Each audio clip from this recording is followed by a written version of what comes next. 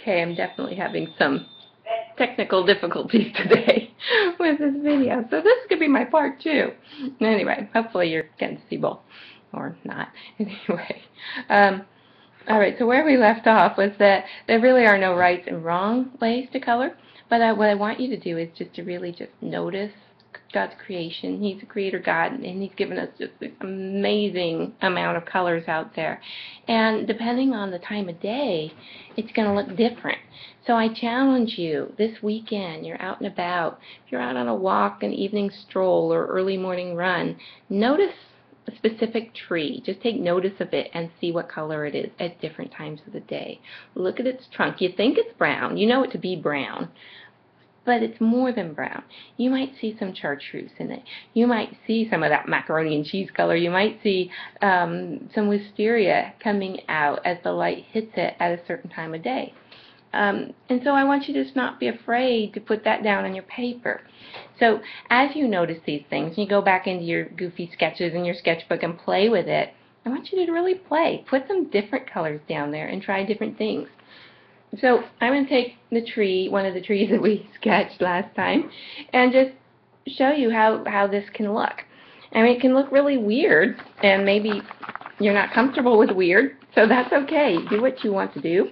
But sometimes it's fun just to let go and try these different things. I'm going to try getting that really bright yellow, and I'm going to pop that down the middle of my trunk here, because sometimes the way the light hits it, that thing that's in the, that's protruding the most and the sun's hitting directly in that middle part, that's going to pop out. And so if you color it a bright light color, you're going to see that.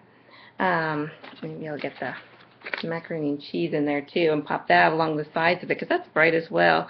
So then I can gradually, as I get to the sides of the tree, I can go in with maybe a, how about a blue violet, and get the sides of that trunk there, like that.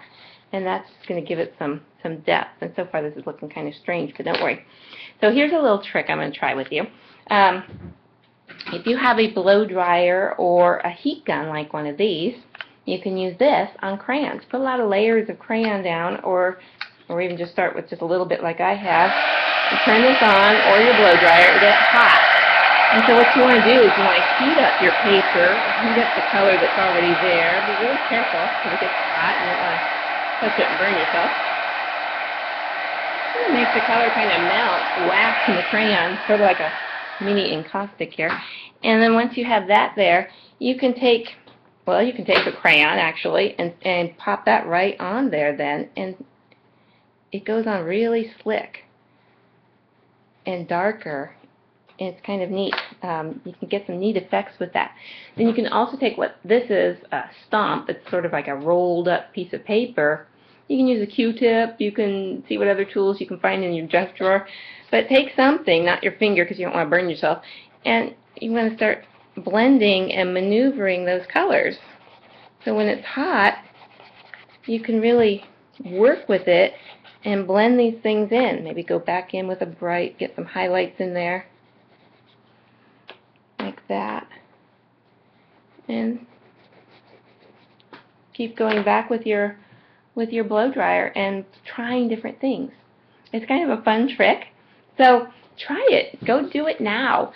Go out and look at your garden, look at your trees in your yard, notice the colors, and sketch them out. And then what I would love for you to do is if you email me your picture, and it doesn't have to be perfect, just email it to me and it'll be fun, and I can pop them up on my website. I'll finish up mine and show you that, and you do the same.